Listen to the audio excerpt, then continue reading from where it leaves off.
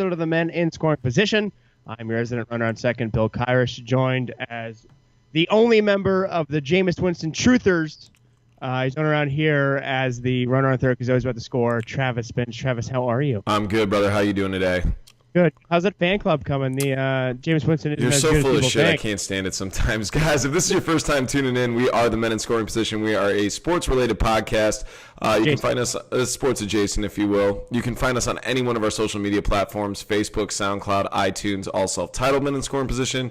You can also find us on Twitter and Snapchat at Men in Scoring POS.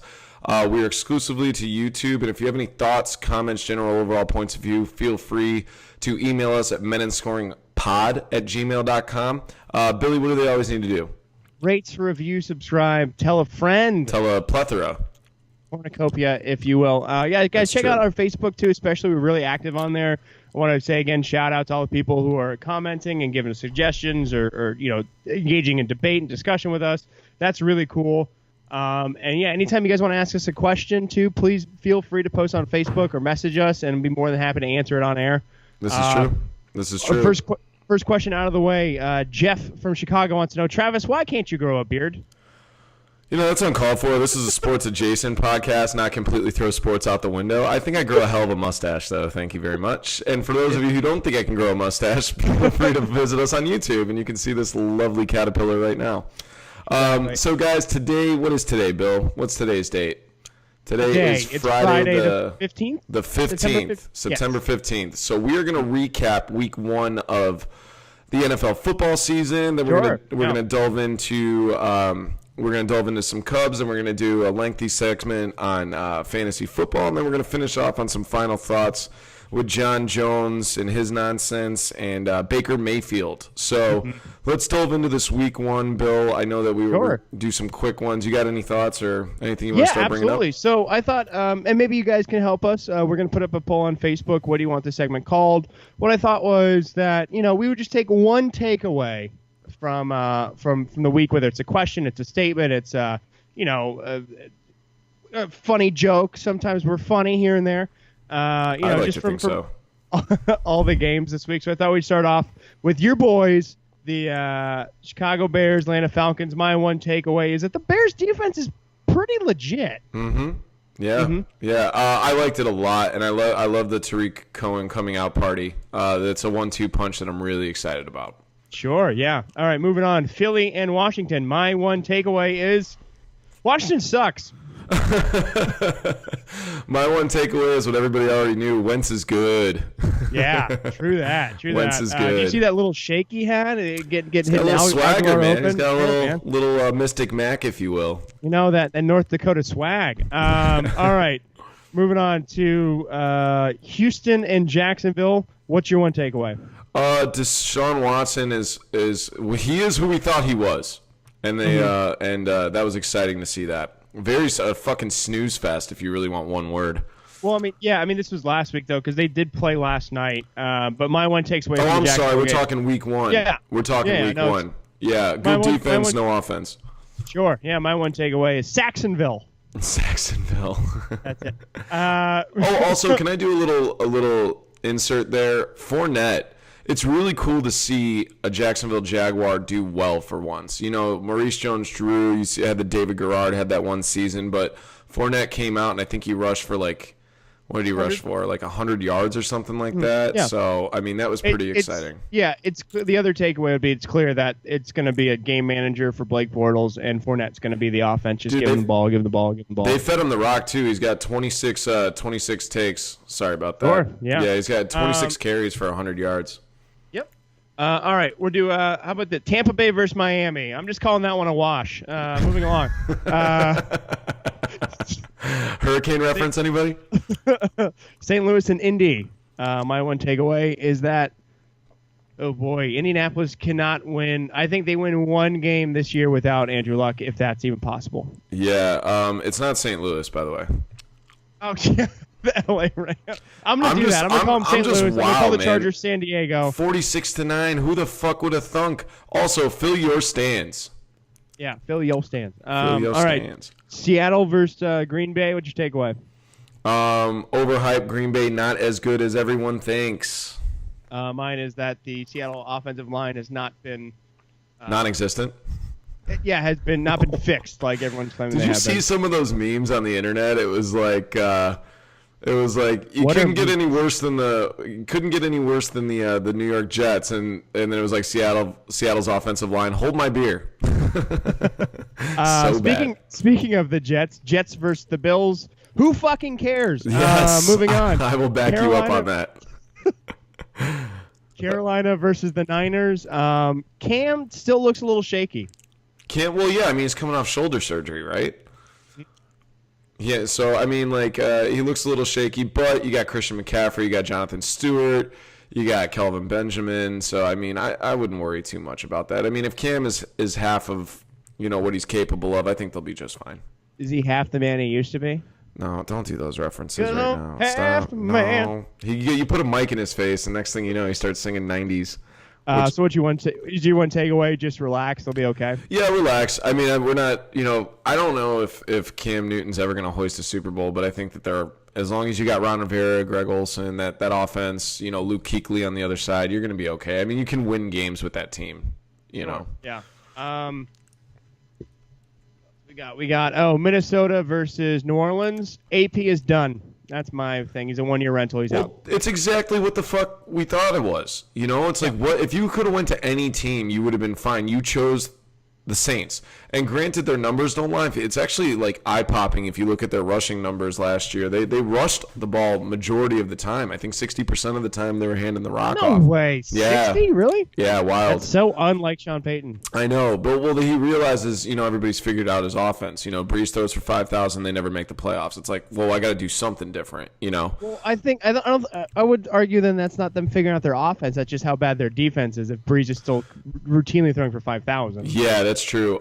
But you know what? I think that if AP could have picked an array of different teams when he picked the Saints, so you're like, what? And then you're like, well, it could work. And then after that, I just don't see any hope. I think if he would have went to pretty much he could have went to Indy, he could have went to Frisco, he could have went to so many different places, but he chose New Orleans, which I just found like, what the fuck? He needed to be a primary back. He's not a guy who can get, the only way you could potentially see this working if he's like the closer back and he comes in the fourth quarter and just gets 15 carries and closes the game. But even then, he hasn't proven to do that. Hang on to the ball over his career fumbles. So he doesn't catch. He doesn't really block as much. He just give him the rock and get the fuck out of his way. That's his thing. And he's a first ballot Hall of Famer for it. So.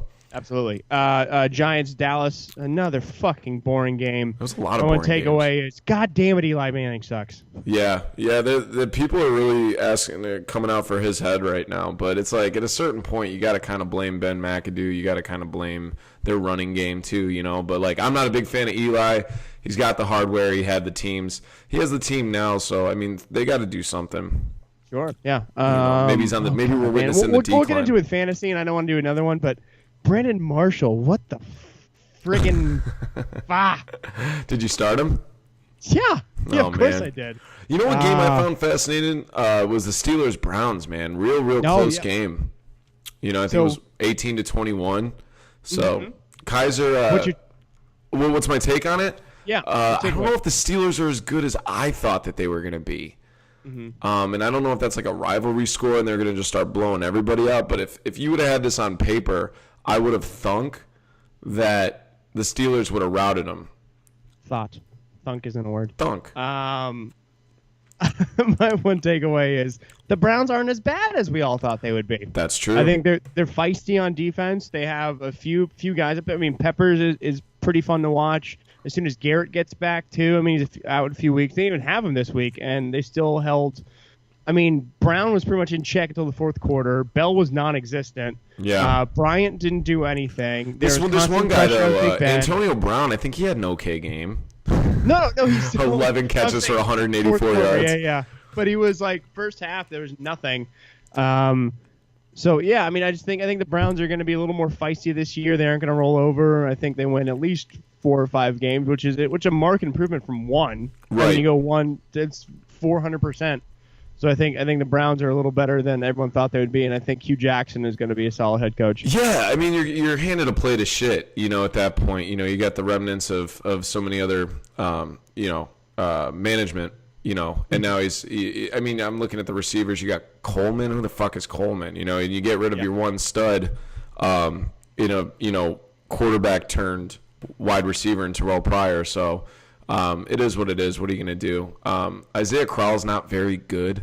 I don't know why people are so high on him in fantasy. We'll get onto that later. We'll get onto that later. Yeah, we'll get onto that later.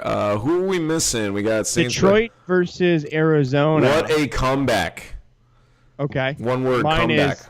You come back. Yeah. I would say it's less of a comeback and more of Carson Palmer being really old and not good at football anymore. Stop it. You hit on him every year, dude. Because he's Carson not good anymore, man.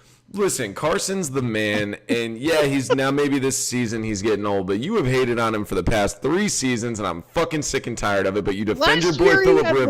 More interceptions than touchdowns. It doesn't matter. He's a novelty.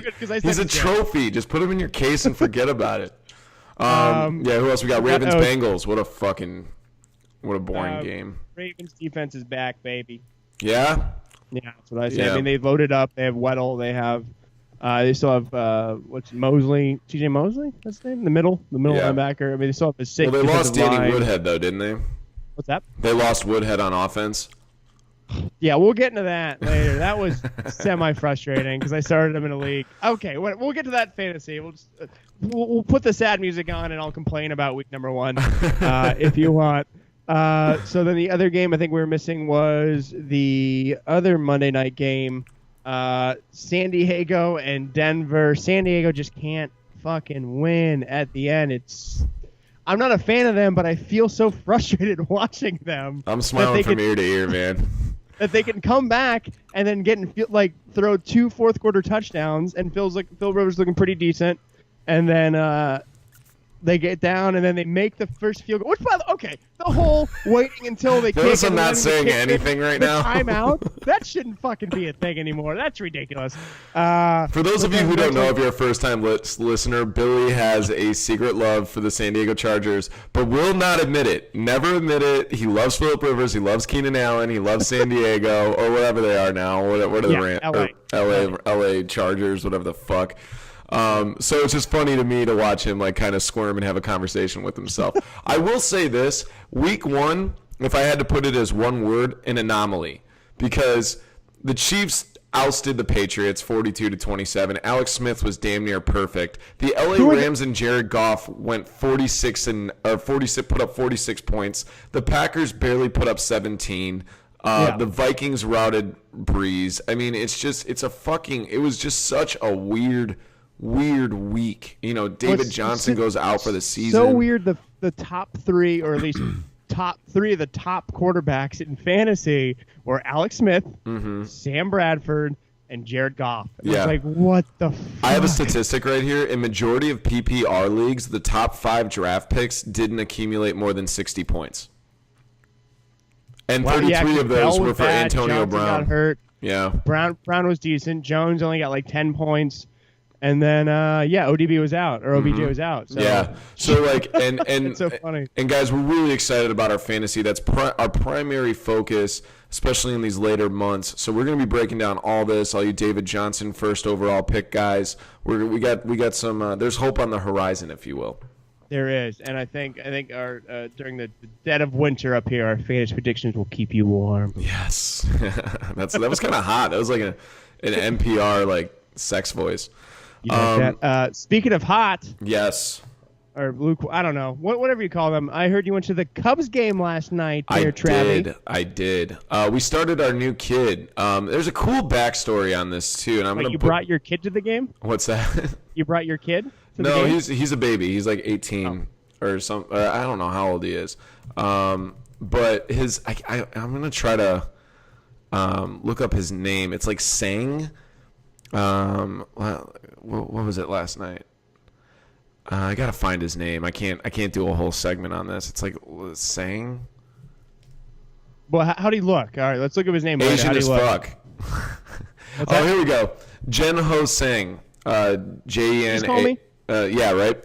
And then Taylor Davis. So I got to give you a backstory on this. So Sang comes into Madden's office, and he was like, you're kind of a novelty right now. We're bringing you in, but by the way, you're starting tonight. And he's like, wait, what? So he activates him, starts him, which is very Madden-esque.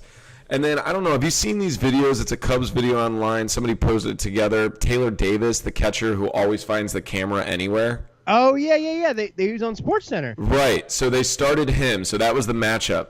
Buddy, I was there right behind home plate last night. Not to brag. Shout out to Josh Kostowski for the tickets. And, man, Say Josh Kostowski 5 times fast. I can't. I'm Polish. It's easy as fuck. And he shall appear. If you say his name 3 times in the mirror, he appears. But, man, if I had ever seen nerves before, I mean, they were dropping balls. They were, easy out to first base. He dropped it. Taylor Davis, easy. All he had to do was tag the guy, drops the ball when he was trying to steal home. So we gave up like 3 runs just off of sheer nerves. And it was rough. And then they put in, the relief and the help, and we ended up ousting them like 14-6. And believe it or not, Jason Hayward. I was at a Jason Hayward home run game. He hit a 2-run bomb to right field. That's so amazing. Like, I'm so used to now him coming up and either topping the ball like somewhere short between the pitcher and third base, or the pop up to short right field. Well, like, I'm so used to that. It's so funny because like I've been talking a lot of shit about Hayward, and it's like him and Jay, they don't play pretty ball, but if you look at the numbers, they just play small ball at its best, and they get on base some fucking how. John Jay has 2 home runs on the whole year. So, and with that last night, Hayward had 9. So to kind of go back to it though, it's funny to watch Cubs fans, and we sell out every single game. I mean, it's insane. You don't see it anywhere else in baseball. And except for maybe the Red Sox and the Yankees. Maybe the Bo Sox and the Yanks, yeah, right.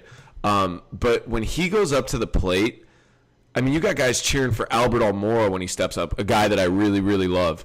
But when Jason Hayward, Mr. $182 million, steps up to the plate, the entire place is just kind of like, yeah. And I'm not kidding. I mean, how many Cubs games you been to this year when he goes to bat, and it's just silent? Because on to the next. I was like watching the game. I think Schwarber got on, Rizzo got on, and then I was like, oh, this will be fuck, it's Hayward. Like, it's one of those where you just don't expect him to hit. And he still hits like 250, which means like obviously every 4th at bat he has to get a hit. Believe it or not, I think his batting average is better than that.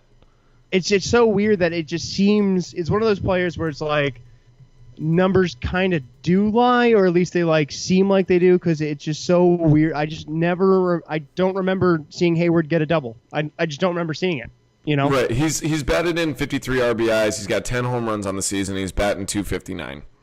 That's what I'm saying. Like, I don't remember him doing any of it. Like, it's just so I can't picture any of his home runs. Yeah. I can't picture any doubles to the gap. No. I can't picture any like screaming line drives to the corner. Nothing. Like, I can't picture any solid base hits up the middle. Like, nothing. I get, and I speak for majority of Cub fans when I say this. We get more excited about our pitcher going up to bat than Hayward, because like even Mike Montgomery hits a home run. Jake Arrieta hits a home run every once in a while. Yeah. Jason Argonaut. Jason Argonaut, you know.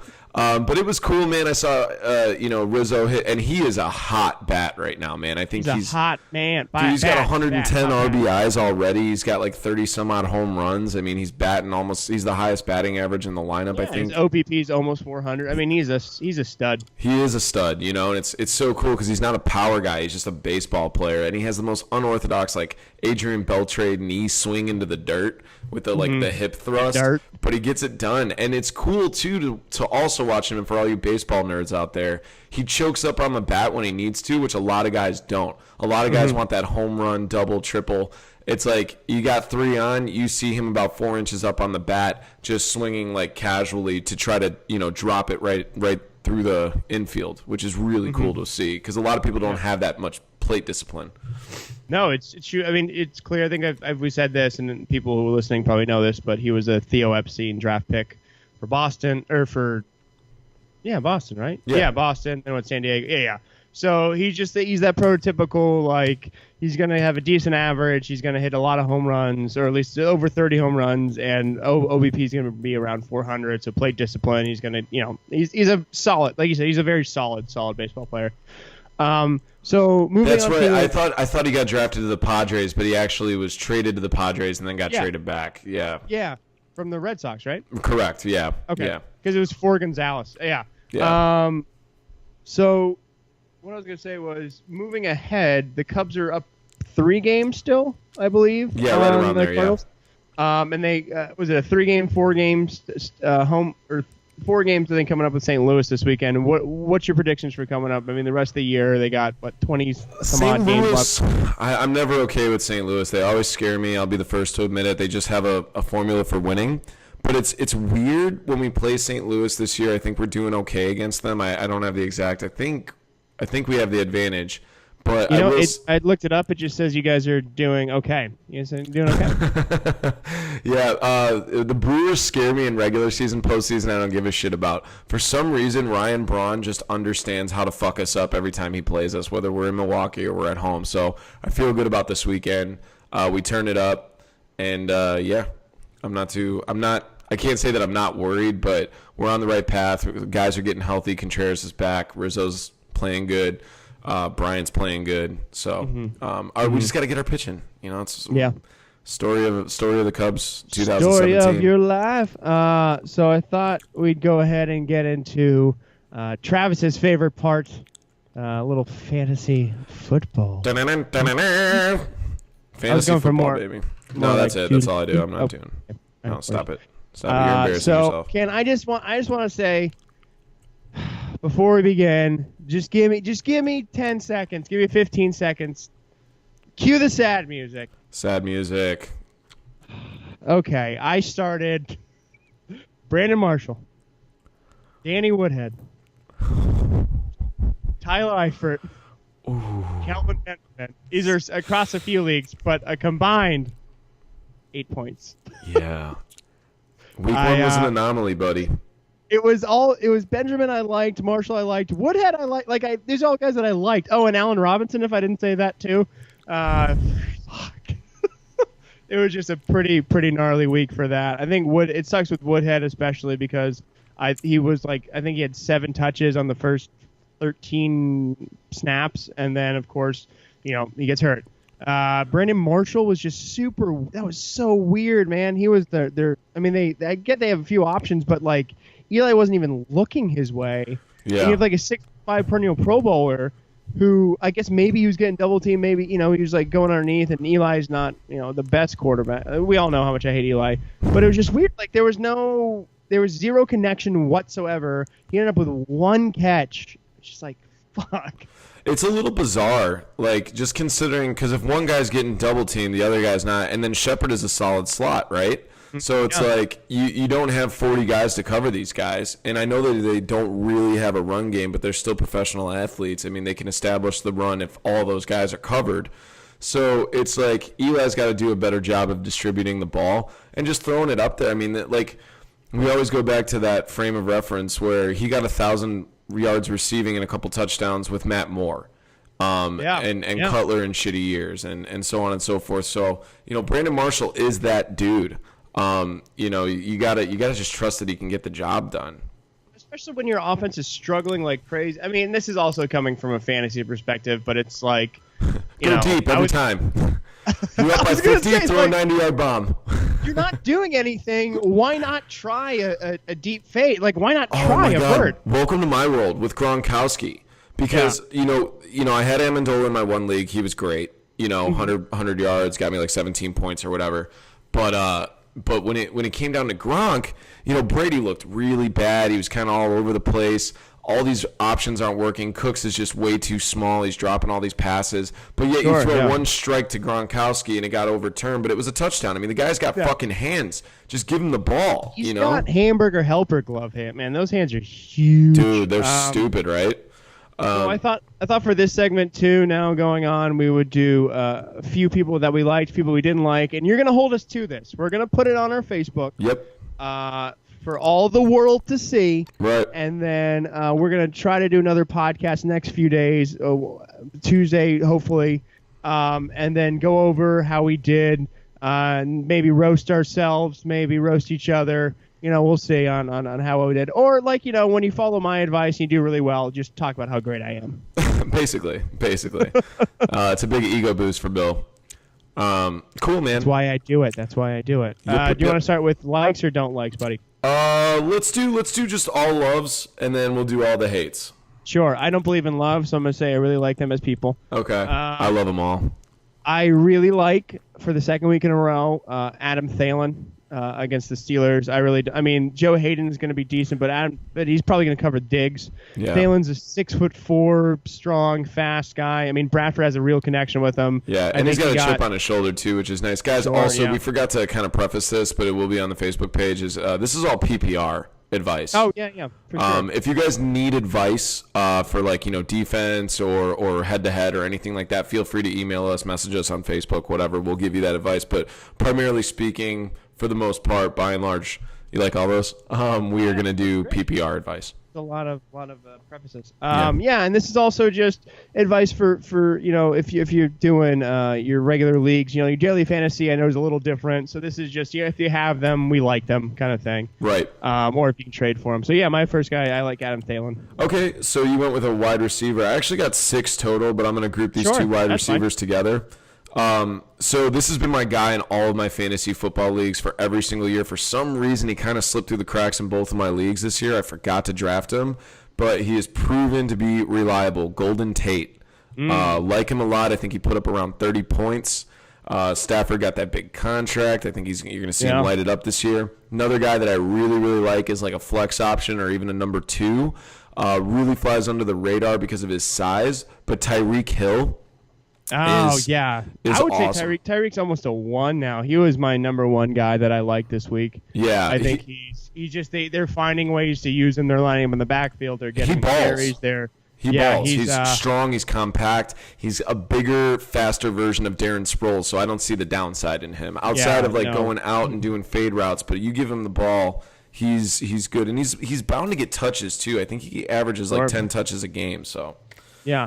A guy that I like, maybe a little underneath the radar, a guy who's been successful in the past, I think has a decent rapport with this quarterback, despite the fact this quarterback stinks, but they're playing a really bad defense. So I like, especially in daily fantasy, I think a good one, John Brown. Yeah, got him. Super fast, super quick. I think he has a real connection with Carson. He didn't have any catches last week, but Detroit's a way better defense than Indy. I think, if Vontae Davis comes back, he covers Larry Fitzgerald. Right. I think maybe Palmer throws a few picks, but I think at the same time, so I don't really like Palmer this week, but I do like John Brown because I think he's going to get one deep. So he's a fun flex option, or if you're going against the grain in your daily fantasy. Well, I also like him too. I have him on my bench, but I really do like him as well, just off of the fact with David Johnson going down. Oh, yes, that's the biggest thing. Thank you. I forgot to mention. No, that's okay. Yeah. That's why we got each other's back. Sure. But Andre Ellington, they tried that a couple of years ago, so we're not sure how that's really going to pan out. Well, now it's Kerwin Williams and Chris Johnson. Right. So I'm not crazy about that backfield, which means in essence, who are you going to double team? You're probably going to double team Fitz, just because you can't really. Everybody calls him super old, but he's only 33. So he's not old. Ew, right? I get the wide receiver position. It's not the quarterback, but I still think he's got some tread on the tires, or he wouldn't have came back. So John Brown, I like. Are you trying to say that Larry Fitzgerald's tires aren't bald? Is that what you're trying to say? Moving on. So I have 2 wide receivers, which I went through. I have 2 halfbacks. I have a tight end and a QB. I'm going to go with tight end. Yeah. I'm going to go with tight end right here for all you guys. I know it's not a very deep tight end season, but after watching what Austin Hooper did to my beloved Bears, that guy can fucking ball. And it looks like they're going to use him. I mean, his stiff arms were deadly. I mean, deadly. They killed that guy. That guy's killed him. Dead. He's dead. He's no longer around. And it's just cool because if Julio's double teamed, Mohamed Sanu's good, but I still think that you can get a good 5 to 10 points a game with Austin Hooper if they continue to use him the way that they did. Sure. I mean, if he's available, he's probably be in that free agent tight end class with Charles Clay and Cam Brate and Jesse James, those types of guys. The porn star? With okay potential, where I think Hooper has probably a bigger upside than those guys, where those guys are going to be a solid maybe 8 to 12, whereas Hooper could get you 15, 18, right. That's his ceiling. So I do like Hooper too. One that I like, although I did give the Chicago Bears defense some credit, I like Deshaun Jackson going deep this week. I do. I think he's going to catch at least 1 or 2. I think they have to try out their new toy. I think he's going to run the slot. We're going to get Evans over the middle, Jackson blowing the top off. So I really like Deshaun Jackson this week. I think he's a fun play. And he could be like the things with him though is it could be the 3 catches, the Randy Moss, 4 catches, 120 yards, 2 touchdowns, or right. It can be absolutely nothing because they're not letting him go deep. But I think he can blow by the safeties. So I like Deshaun Jackson. Yeah, absolutely. I'm with you on that. The guy also. Are you saying you're picking the Bucs this week to win? Is that what you're saying? Shut up. Guy that I do like, and this is against the Bucs, is Tariq Cohen. I think with Jordan Howard's injury and being uncertain and with him not practicing, I think he gets a lot more touches. I think that he's also, he is smaller, so he does have a downside on that. But in terms of catching, he's smaller. He is legally a little person. Right. He's special. I like him a lot because it seems like we're really going to start using him. Mm-hmm. And especially in PPR leagues, he catches out of the backfield a lot. So, do you think? I think he was probably the most added this week, right? Probably, I would imagine so. I mean, zero bias aside, he just has tremendous PPR potential now. For sure. And I enjoyed watching that game because it was cool to see the Bears open up their offense and we should have won that game. You don't have 3 drops in the end zone. What's that? I said we should have won that game. And zero bias aside, you can't drop the ball 3 consecutive times in the end zone.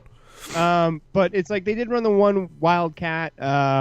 That was they weren't fun, doing wasn't anything it? too crazy, but just putting Cohen and Howard in together, having Cohen run the angle routes and the out routes and the flat routes, and just Glennon recognizing his talent and getting him the ball, and the one play where he went complete all the way around and then ran all the way across the other side of the field and gained 15. He's exciting to watch, and it's pretty cool that you guys have someone like that. We get really lucky with these running backs, He's infamous, for those of you who don't know who Tariq Cohen was or didn't end up seeing the game. He's the infamous YouTube star that did the double backflip or the backflip but caught both balls while doing the backflip. So that was pretty cool. Look, they call him the human highlight stick or joystick or something? Yeah, the human joystick. Yeah. And if he starts to pan out, you're going to see some pretty cool costumes in the stands over the I'm assuming that season. At some point the Packers fans are going to change stick to dick and then just have a shirt like that. I don't pay attention to those toothless cheeseheads. So the last one that I like this week, I like Brandon Marshall this week. God damn it. I like Brandon Marshall. Isn't that the conundrum with fantasy? It's like being married to somebody who cheats on you all the time, but you just want it to work so bad. It's just that I think it's funny that I thought my rationale last week was OBJ's gone, so Brandon Marshall's going to be number 1 guy. And then now it's OBJ is going to be back. That means it's not going to be double coverage on Brandon Marshall. Right, so I'm giving him the benefit of the doubt the second week in a row. If he does, basically you have faith in Eli, is what you're saying. You have faith in Eli. I would never say that, sir. What I'm saying is that you did me wrong week 1. Week 2, I'm going to overreact. If you do me wrong again, you're gone. Fair enough. Put him on the bench. So I tried to spread it out a little bit. We covered the tight ends. We covered the running backs. We covered the wide receiver. For QBs that I like, sure. I like Ben Roethlisberger. I think he comes. I think he bounces back, and I think he's a solid 20 points, which is all you can really hope for your quarterback. Which I don't know why they're so denounced. I mean, if you're getting 20 points as a wide receiver, I'm ecstatic. So Ben Roethlisberger, I like it a lot. Don't like Carson Wentz this week. If you have Carson Wentz and he went hard for you last week, I would sit him. Which brings us to our next segment, the hates. The good old pessimistic hates. Go ahead. You go first, buddy. Me? Same deal. No, the other you. Wait, the other guy on this podcast. Same deal. I got 2 wide receivers, 2 halfbacks, a tight end, and a QB. We're going to do a halfback first. Frank Gore, stay away from him. He's an enticing figure because you're going to hand the ball off a bunch because they have no offense. But he is old as fuck, and I don't think he gets you more than 10 points. Don't call him old. That's not nice. Yeah. So these are somewhat obvious in my opinion. I have one that I think might be a little bit of a shocker to some people. Like this kind of anal, yes. 2 in the pink, 1 in the stink. Yes. Okay. So the one I would stay away from is Alan Hearns of the Jaguars. I know that's not a huge oh my god, I can't believe you said that, but I know him and Marquise Lee are getting a a weird buzz in daily fantasy, and I don't like either of them. I think the Jaguars, I know it's only the first game, might be overreacting, but I feel like that's going to be their identity, is give the ball to Fournette and then not let Bortles fuck it up. Yeah, well, consider who's throwing, man. I don't like anybody on that team outside of Leonard Fournette. I mean, that is the only surefire guy right now that I like on Jacksonville. Otherwise, the Bortles is just a dumpster fire. I basically could have done all of Indianapolis, by the way. Like, just an FYI, I could have been like anybody on Indy. I would have loved if, like, your next one was, like, T.Y. Hilton, and the one after that, Dante Moncrief. Well, to be honest with you, my next one is T.Y. Hilton. Stay away from T.Y. Hilton. He has a rapport with Andrew Luck and no one else. The guy can ball. He's awesome. But Indianapolis and, Tim McLaughlin, diehard Colts fan, will tell you, just stay away. If Luck isn't healthy, it's not good to go with those guys. The luckless Colts are a thing to behold, man. They are just not good. Next guy I say stay away from, we mentioned him earlier, Isaiah Crowell. Shit, that's my number 5. What's that? That's my number 5. Nice, yeah. I just think Baltimore is going to crush it this year on defense, and Crowell is a solid, decent running back. Not decent running back, and I just think they're going to eat him alive, and he's going to get like 2 yards a carry. It's going to be one of those like 15 for 35 days. Right. It's just not going to look very good. Yeah. All right, I'm ready for a wow. I got a wow for you guys. Sure. Des Bryant. Stay away from Bryant. Don't do it. Yeah, it's the Broncos, believe it or not, as bad as they are with Simeon, they allowed a league low 13 touchdowns. And Bryant's only averaging 7.1 points a game in PPR. So he's just not. He's not who we think he is. He's just, I don't know, man. I don't know if it's the team that he's on or whatnot. I know he's got that interesting like red zone threat. But if you have pretty much anyone else, I mean, I would be more excited about like Doug Baldwin, Golden Tate, and Jones, in Arizona as my 3, or Devontae Adams or something, as opposed to putting that big name Des Bryant. He's kind of like my version of Brandon Marshall right now until he proves otherwise. Sure, yeah. I have mainly running backs on here, so I'm just going to go with another one. I'm just going to put them all together as a group. Okay. Adrian Peterson, Eddie Lacy, anyone on the Patriots, including Mike Gillislee. Those are just just stay away. Don't fucking start them. I think they all have really bad running back groups. No, you think New England has a bad running back group? I think they have the best running backs in the league. No, I meant like as far as fantasy goes, you have no idea who it's going to be. Because this is a fantasy segment, so we're right. Okay. Fantasy football. Got it. I'm not talking about them as people either. I'm sure they're good people. I'm sure they donate to charity every now and then. I heard Mike Gillislee gives $30 a month to Planned Parenthood, so killing babies, baby. I'd also stay away from Kevin White. No, wait a minute, he's out for the year again. Yeah. You feel good about yourself? Feel good about yourself? I do actually. Fucking Bears version of Greg Oden. Don't like AP. Don't like Eddie Lacy. Don't like Thomas Rawls. Don't like Gillislee. Any of those. It's just too tough to know who's going to get anything. And I think New England is the best matchup. Yeah. So it's going to be tempting to start James White. It's going to be tempting to start Gillislee. It's like if you have to, okay. Right. I just personally don't like them. Well, considering that you did those guys, I got 2 more left. I am in total agreement with you. I started Eddie Lacy off of sheer desperation because my running back situation in my one league was not good. Thought that he was going to have a coming out party because I'm a huge fan of coming out parties, going back to Green Bay, and he got me 2 points. So he can go fuck himself. He's a fat piece of shit, and I fucking dropped him. It's being rude. Yeah. So for tight ends again, I got a tight end and a QB left. Tight end that I hate is Jared Cook. The Oakland's offense is not. It's just not. They're not geared towards dumping it off to the tight end, even when they had better tight ends, in my opinion, than Jared Cook under Carr. Carr likes his wide receivers, and Carr, obviously, you got the beast in the backfield, who's gaining momentum. So I think it's a risky play. I think there's other guys you could put in your flex option and or tight end option that you don't have to settle for Cook. Yeah, sure. All right, mine. This is the shocker. Wait, I don't like Le'Veon Bell this week at all. Whoa! What? Yeah. Holy shit! You don't think he has a coming out party? I don't. I think that offensive line's pretty gnarly. It's not good, and I think it's listen, sir. They have a fucking They have a goddamn patriot on that offensive line in Alejandro Villanueva. So you fucking mind your tone. Fuck off. Yeah, I love this country too. I don't need to fucking tell everyone every day. Jesus Christ. America. Supporter poops is funny. I want to hear more about this. What's going on with Le'Veon Bell? Just the offensive line? No, it's the offensive line. Minnesota's got a killer run defense. They got the big boys down front with Floyd and Robinson. They have great athletic tackling linebackers. Harrison Smith's a stud. I think if the Steelers are going to beat them, which I think they are, but I think it's going to be a pretty decent game. I think the only way they can beat him is going against like Trey Waynes on the corner, exploiting the Terrence Newman being a little older. I think that's the only way they can win. I don't think they can run the ball on him. I just don't think they have the offensive line. I think Bell is super talented. There's nothing against him. I just don't like him this week. Maybe he gets 8 to 10, but he's not going to get. If you're expecting 20, it's not going to happen, in my opinion. Okay, I find it. I disagree. I think that he's just that good. That if he's healthy, he's matchup proof.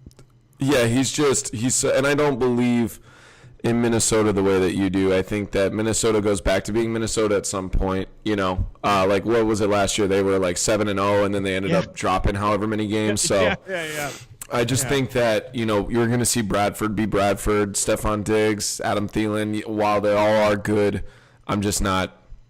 I think that Le'Veon Bell has a good game, so I disagree there. But that's cool that you say that. I'm saying start him. I'm saying you have to start him if you have him. There's no way around it. I'm not just saying sit Le'Veon Bell. What's that? I'm just going to sit Le'Veon this week, man. I think I'm going to go with Rex Burkhead. That's my guy this week. Like it. My quarterback guys, PPR. This guy's really enticing. I don't like the matchup this week at all. Dak Prescott. No Dak Prescott. Dak. No Dak. Dak goes in back. If you got him, don't drop him. But no. Got him given to me. Thank you. Yeah, no, I'm pretty good at quarterback right now, I think. But I don't like Dak Prescott. I don't necessarily hate him this week, but I just don't. I think there's way better options. I even think waiver wire pickups, if you look at matchups alone, can get you better than what Dak will get you this week. And sure. You rule out Des Bryant, you rule out Dak. So my number one player I don't like this week is Eli Manning. It's always going to be fucking Shocker. Eli Manning. Do not start fucking Eli Manning. Shocker. Do you want to elaborate on that, or just don't fucking start him? Just don't start Eli Manning. Don't do it. Whatever You're better than that. Whatever you do. Yeah, guys. So we will be posting this online to our Facebook page. Be sure to comment. Be sure to ask anything. All you Andre Ellington guys. Obviously, we have advice. Andre Ellington's not there, buddy. It's Kerwin Williams and Chris Johnson. I thought Andre Ellington was on Arizona. He's not on there anymore? Really? Well, he's not part of the – he's not – I mean, if he is on the practice squad, I'm pretty sure it's Kerwin Williams and they signed Chris Johnson. Really? Yeah, so if you're an Andre Ellington owner, I would say, why do you own Andre Ellington? Why? Yeah, that's played more than Kerwin Williams versus the Lions. Huh. Yeah, I would, hey, man, I thought Isaiah Thomas was Isaiah Thomas Jr. It's okay. That's all right. So okay. we do have one fantasy question, actually. This okay. one comes from Kristen and Ross. From Pittsburgh. From Pittsburgh. Well, okay, you kind of ruined that one. It's supposed to be Kristen from Pittsburgh. She wants to know, so after game one, she had a feeling that the Eric Decker, Marcus Mariota connection in preseason would go forth in the regular season. Do you think that's the case? Do you think Decker is a startable wide receiver? No.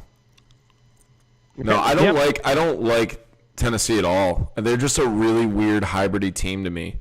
Mm-hmm. I don't understand. They're just very tall and muscular, like that whole team. Like you got DeMarco Murray, Marcus Mariota, Eric Decker. I mean, the problem is that they're just too handsome. They're just too handsome. Decker, come on, dude. Fuck. I don't know. I'm not. There's some like weird nostalgia with the 2014 Broncos players. Like everybody thinks Emmanuel Sanders is that dude, Demaryius Thomas is that dude, Eric Decker is that dude. But ever since Peyton Manning left, I mean, those guys, in terms of strictly fantasy, have just dropped. They're just not those guys. Are you trying to say that Peyton Manning made his wide receivers better? I mean, in so many words. So no, I don't like starting him. I think there's other guys that are really interesting, like Danny Amendola, or but just not. No, Eric Decker. No, he might have one good game, might get you 17 points, but week in, week out, no. Yeah, I agree. I think he could be a potential if you're desperate and you need a guy maybe in daily fantasy, or if you're just super screwed on a bye week, he might be a flex option. But they drafted Corey Davis 5th overall, and I think he had 5 catches last game. He seemed to have 8 targets. So they do have Andre Ellington, by the way. He's their 3rd running back. Okay, all right. I was on the practice squad. No, Eli Penny is. Okay, fine. You're right, but Andre Ellington's not going to play. Well, I can't look that bad on a fucking sports podcast. I'm we do have Andre Ellington. That's a thing. So our opinion is that if you own Andre Ellington, don't own Andre Ellington. Yeah. But yeah, so it was. I think Tennessee that. has some decent talent out there, like you're saying, and it just might be more spread out. So Decker might be if you're super screwed on a bye week kind of thing, or in daily fantasy, maybe really like the matchup. I mean, he's tall, he's got big hands, and he's a goal line threat. Right. And there's guys you can pick up on your waiver wire too that especially if you're not in a deep league, there's the Tyrell Williams and the Chris Hogans and stuff that that'll probably get you the same amount of numbers but have better upside. Yeah. So I thought we'd finish the podcast this week. I don't ever want to finish with a little of our final thoughts. Or we're going to take a couple stories or opinions or whatever, and then just give us, give you guys what you want. Yeah. Our opinions. Yeah. That's why you're listening. Of course. So I know you wanted to talk about the Johnny Bones Jones thing, so go ahead, bud. It's pretty cut and dry. If you guys are still holding on to that Jones nostalgia, just let it go. He's a fucking cheater at the end of the day. He's a cheater. He's immature. He should be stripped of all of his titles. Did you? He ran naked through the streets and just the dragged. He should be Mussolini'd. Shame. Yeah, no, it's enough is enough. I mean, if I were DC, I would sue just because of how many times this guy's been caught with, either whether it be illegal narcotics, the drunk driving, the weed, the fucking, the Turinabol or whatever. Yeah. I mean, I did a little bit of research on it. It basically turns you superhuman. Turinabol. Turinabol. But and it's everybody boos DC, but DC is a champion, and he's a lot older. And if you're the self-proclaimed GOAT, you don't need all that extra bullshit. And I just don't think he should ever fight in the UFC again. I think I'm against. I think I've made my point pretty clear that I don't like steroids or PEDs in combat sports, especially because you can actually really hurt someone. However, I'm more for them not using steroids during training versus the actual fight. Now, I know this sounds weird, a little complicated. So basically what I'm saying is that I think they should drug test them for their training versus the actual fight. The fight I'm okay with because they both agree, okay, fuck it, we're going to be on steroids. That's cool. Or we're going to be on test. Or, yeah, but I think it's got to be black and white. I don't think there should be oops, you caught me. No. I mean? So what I'm saying is that I think the steroids thing or the test or whatever, I think that screws up your training partners more than the actual fight. I don't give a shit about the fight. Whatever. For me, because I don't bet, I don't care. I just want to watch a good fight. That I don't really care about. But when you're on gear and you're rolling and you're sparring with dudes day in, day out, I mean, you can really hurt the people who are trying to help you. Right. And that's the thing that. So really you care more about the camp than per se the actual fight. Because they're trying to help you by getting you better, and if you're just beating the shit out of them, and you're just, you have this superhuman ability to recover and to come back and last longer in rounds, you're doing EPO and you're getting, more blood. You're fucking up someone who's trying to help you. See, I don't think that really bothers me. I don't think it's that compartmentalized. I think it encompasses it all. I think you shouldn't fuck up your teammates, and I think especially when you're in training, more often than not, you do have gloves on. You do have certain things. I mean, gloves come off every once in a while. You do things like that. But when you're in the actual octagon cage, which I've never been, but, I can imagine you're trying to fucking kill that person. I mean, you're trying to knock them the fuck out. You're trying to submit them to your will. I mean, that is human cockfighting. It's carnage. And when you add an advantage like that to John McCain. Right? When you add an advantage like that, like Turinabol or Turnabol or however you pronounce it, to somebody with the skill set of John Jones and the athleticism of Jones, against, you know, 38-year-old like DC or just anybody for that matter. When Mark Hunt got really pissed off, I was like, good for you, because you're talking about the most deadly sport. I mean, in mainstream United States, you know, I'm sure there's a lot deadlier sports that we don't know about, but you can't add that kind of advantage. It's borderline criminal, I think. It really pisses me off. Fights? What's that? I said, you ever seen Death Ball, where they just kill each other? Where they just fucking death rays. So, but I mean, there's got to be some kind of. I mean, he's got kids.